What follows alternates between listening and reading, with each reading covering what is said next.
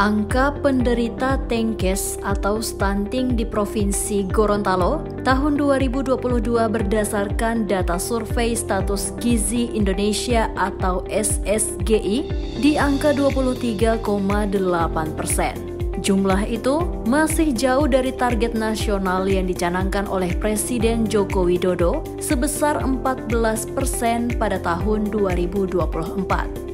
Menyadari kondisi tersebut, penjabat Gubernur Gorontalo Ismail Pakaya menggelar rapat koordinasi lintas OPD yang berlangsung di Aula Rumah Dinas Gubernur pada Selasa 29 Agustus 2023. Waktu 107 hari masa jabatannya sebagai penjabat gubernur membuat Ismail sudah bisa menganalisis apa dan bagaimana caranya persoalan TENKES di Gorontalo bisa ditekan serendah mungkin. Pertama dan utama menyangkut data penderita gizi kurang di Gorontalo.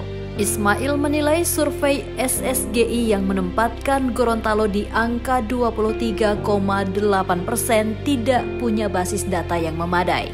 Jumlah penderita lengkap dengan nama dan alamatnya tidak dikantongi Pemprov maupun pemerintah kabupaten kota sehingga sulit untuk diintervensi secara real.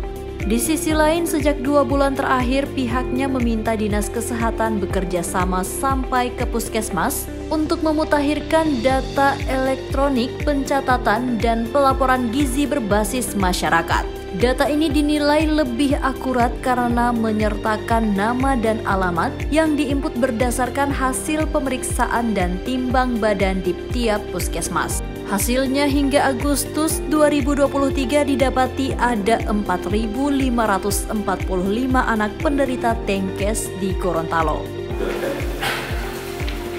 Sehingga jelas yang kita tangani itu ada berapa bayi yang stunting.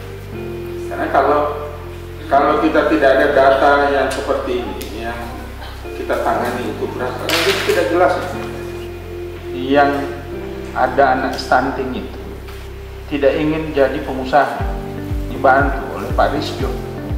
Kalau dibantu jadi UKM, dia tidak mau jadi UKM kan tidak mungkin jadi UKM.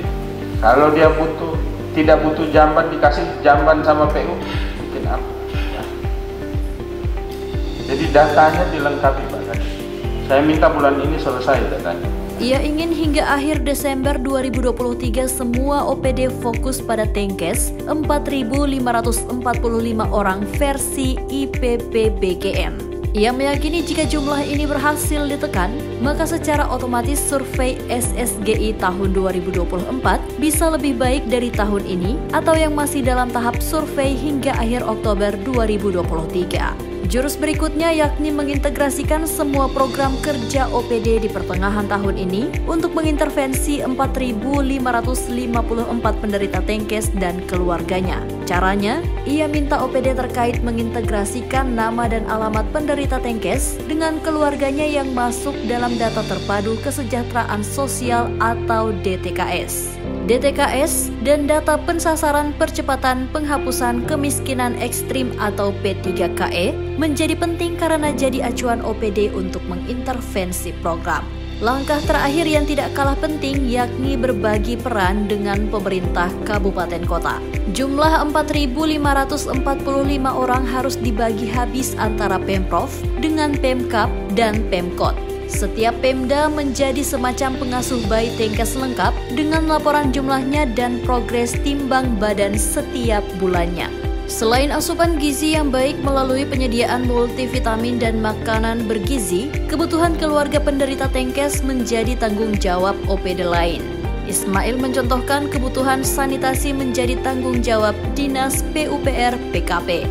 Dari rapat tersebut ada sejumlah program kegiatan yang bisa diarahkan untuk menekan angka stunting, selain tentunya program Dinas Kesehatan sebagai OPD teknis utama yang menanganinya.